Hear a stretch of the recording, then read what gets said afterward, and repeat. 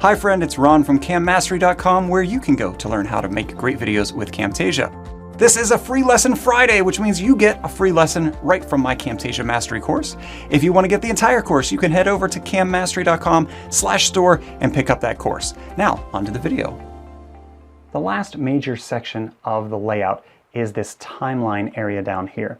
We call it the timeline because we see time. If I look closely, there are these small numbers, 0, 2, 4, 6. And as I move further to the right, I can see those different numbers increasing as I go out.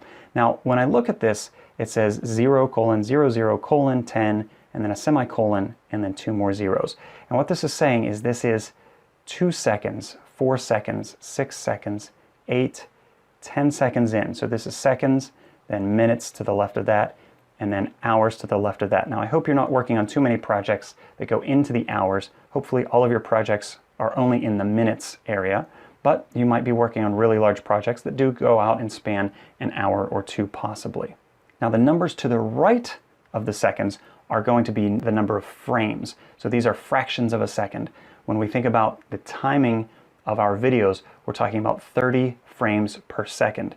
So between 10 seconds and 11 seconds, there are a total of 30 frames, and they're numbered 0 through 29. And all a frame is really just an image.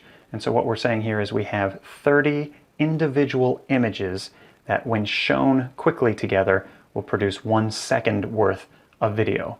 Now, not all video uses 30 frames per second.